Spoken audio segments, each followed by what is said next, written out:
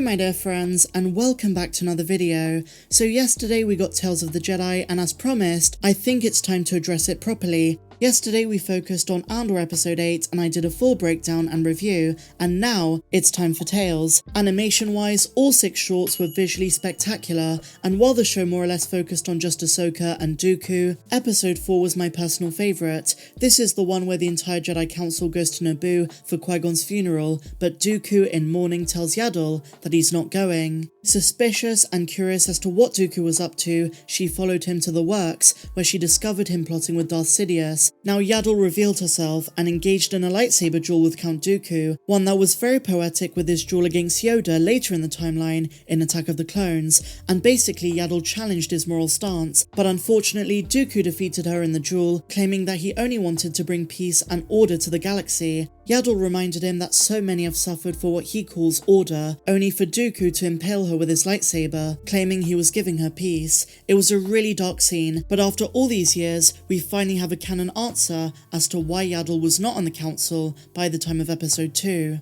As you guys know, Yaddle is one of my all-time favourite Jedi, and I've made countless videos about her. We've been speaking about and predicting her death in Tales of the Jedi for months, but now that the episode is dropped and with this new Yaddle content in mind, I want to reassess some theories I had in the past, especially concerning Grogu, and we're going to be answering the question, is Yaddle really Grogu's mother? One of my previous theories, now debunked, is that Grogu might have been the reason that Yaddle left the council. He might have been too attached to her being his biological mother, and only one could stay, and we know Grogu stayed on until Order 66, but now that the theory is no longer an option, let's reassess if Grogu is related to Yaddle and or Yoda. I'm going to explore both yes and no answers to the question, so no more jibber jabber, let's dive straight into it.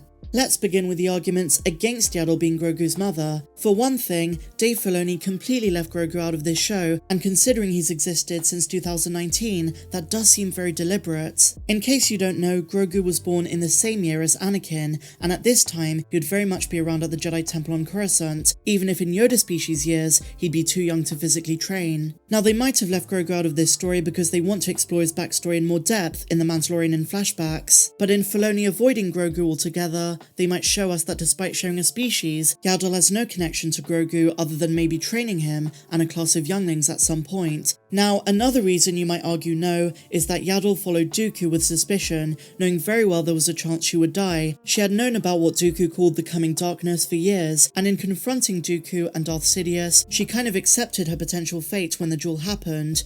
Now, if she was a mother at this time, she might have thought twice about the implications of her death and the effect it might have on her child. Furthermore, all of our assumptions about Grogu's parents are based solely on the fact that we only know 2 others of the same species who are around at this time.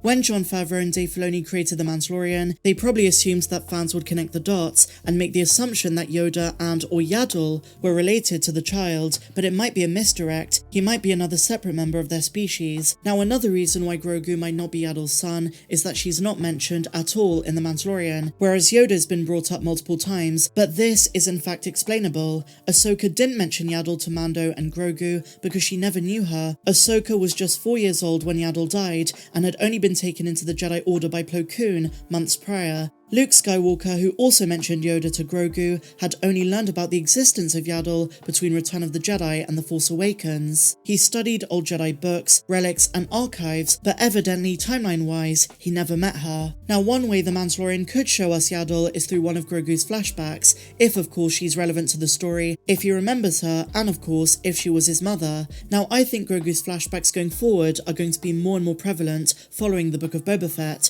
so maybe one day we will have a definitive answer. And so now guys, let's move on to the reasons why Grogu could indeed be Yaddle's son. For one thing, flipping what I said earlier on its head, the rarity of the Yoda species, the fact we only know about 2 of them at this time.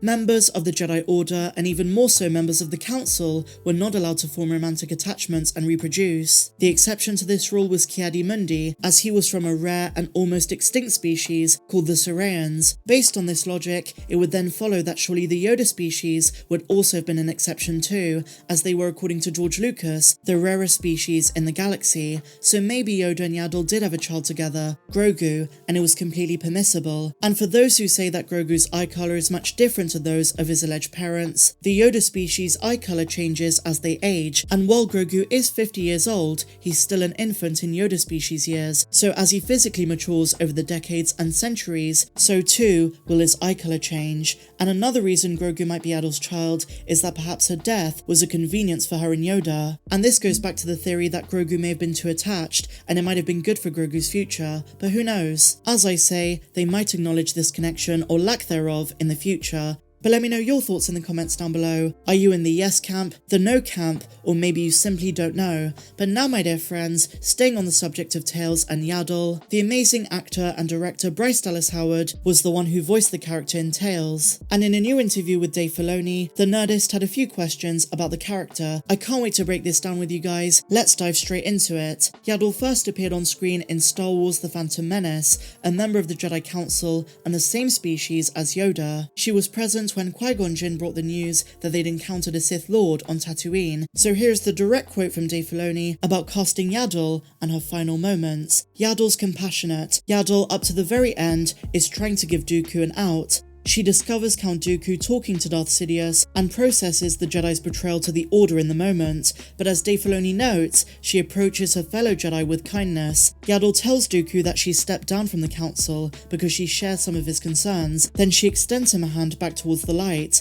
and here's what Dave says. She's attempting to give him a way to just say, "I'm sorry," but there's two sides of it where she's saying none of that matters. Just come with me now and you can right this terrible wrong you're about to do. And Sidious is like, you can't trust her. You know you can't trust her. You came to me because you couldn't trust them. And just like with a couple of other episodes of Tales, Dooku at first is conflicted. He's got to decide who he believes and who he best aligns with. As we know, he sides with Palpatine and kills Yaddle. And Filoni says this was the point of no return. In his own words, he goes on to say, Yaddle has a great heart and she perseveres. And for a moment, when she lifts the door, Dooku looks at her and he sees the truth of what a powerful, good, benevolent person she is. Yaddle stood up to evil until the very end, which according to Dave Filoni is very Bryce Dallas Howard. He says Bryce is a big fan of what we've done in animation over the years, and he says, I would love to get her directing something in animation. Now we know Bryce wants to direct much more in Star Wars. A lot of fans have been calling for her to direct a trilogy, but directing an animated film, an animated Star Wars movie or episode of The Bad Batch, something like that,